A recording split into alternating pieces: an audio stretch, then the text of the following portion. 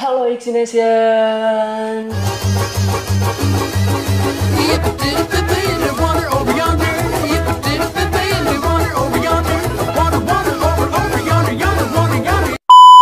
Ini adalah segmen terbaru dari Bayu Channel. Kenapa gue bilang isin? Karena di segmen ini isinya itu tentang informasi.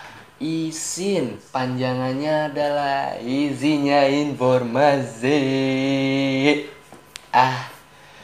Oh ya, by the way, di video pertama gue kali ini ya, gue bakalan bawain tentang paradox. Tolong kalian simak baik-baik, oke?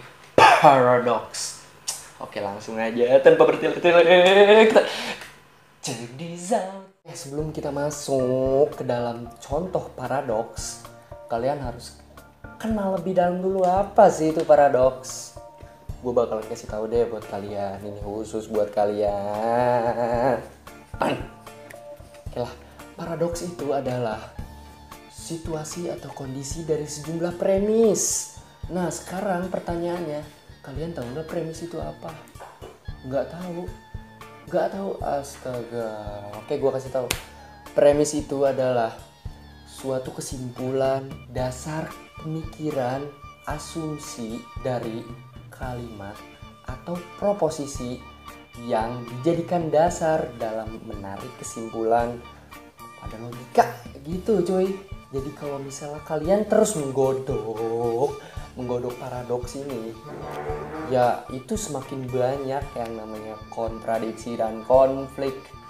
Itu karena paradoks ini mengandung yang namanya pernyataan. Nah, sebenarnya paradoks ini diakui kebenarannya, tapi itu masih bertolak belakang sama pernyataan. Itu dia. Oke, kita langsung masuk ke dalam contoh-contoh paradoks. Ini dia. Paradoks pertama, the grandfather paradox. Sebenarnya paradoks ini tuh paradoks yang udah terkenal dan mungkin yang paling lama. Gini, gue langsung kasih pertanyaan aja. Jika kalian bisa kembali ke masa lalu dan di masa lalu kalian membunuh kakek kalian, apa yang terjadi? 1, 2, 3. That's right. Kakek kalian akan mati, ya kan? Paradoksnya di sini. Jika kakek kalian mati, otomatis orang tua kalian itu tidak akan lahir ke dunia. Jika orang tua kalian tidak lahir ke dunia, maka kalian pun tidak lahir ke dunia. Jadi bagaimana bisa kalian itu membunuh kakek kalian sedangkan orang tua kalian itu tidak lahir ke dunia? Atau satu contoh lagi, jika kalian bisa kembali ke masa lalu dan kalian bertemu bapak atau ibu kalian dan kalian itu jatuh cinta ke mereka, terus dari pernikahan kalian itu punya anak. Nah, pertanyaannya di sini, apakah anak itu adalah kalian? Ataukah kalian membapai atau mengibui diri kalian sendiri? Itu masih menjadi pertanyaan. Sekali lagi, ini adalah paradoks. Paradoks itu sangat membingungkan ya kawan-kawan. Ya udahlah, kita langsung aja masuk ke paradoks kedua, omnipotence paradox. Paradoks ini ya paradoks yang paling kontroversial ya sampai saat ini. Kenapa? Karena paradoks ini digunakan oleh para ateis untuk berdebat dengan para teis. Teis itu adalah orang-orang yang percaya adanya Tuhan. Gitu. Gini nih bunyi paradoksnya. Jika Tuhan Maha Kuasa dan Dia bisa melakukan apa yang Dia mau, bisa nggak sih Tuhan menciptakan batu yang tidak bisa diangkat oleh dirinya sendiri? Ya, di sini terdapat dua premis yang berbeda. Premis pertama, jika Tuhan bisa menciptakan batu yang tidak bisa diangkat oleh dirinya sendiri, itu berarti Tuhan tidak Maha Kuasa. Kenapa? Sebab Dia tidak bisa yang namanya mengangkat batu itu. Premis kedua, Jika Tuhan tidak bisa menciptakan batu yang tidak bisa diangkat oleh dirinya sendiri, itu juga tentu Tuhan tidak maha kuasa. Kenapa? Karena dia tidak bisa menciptakan batu tersebut. Ya, kalau misalnya kita berdebat tentang Tuhan, gini ya, paradoks ini tuh paradoks aneh gitu. Kenapa? Karena Tuhan itu tidak terjangkau oleh logika kita sendiri. Tuhan itu maha kuasa, itu intinya. Langsung aja kita ke paradoks number 3, Pinocchio paradox. Paradoks ini unik ya. Ya, Pinocchio berkata, hidungku akan memanjang. Ya, seperti yang kita tahu kan, kalau misalnya Pinocchio bohong, pasti hidungnya pasti memanjang dengan sendirinya gitu loh cuy. Nah, paradoksnya di sini. Ketika Pinocchio berkata seperti itu, tapi hidungnya tidak memanjang, berarti dia berkata bohong. Kalau misalnya dia berkata bohong, berarti hidungnya manjang. Tuh kan bingung.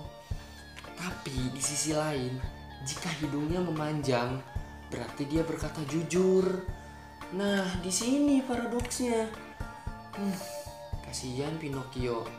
Dia berada di kondisi di mana hidungnya akan memanjang di saat hidungnya tidak akan memanjang.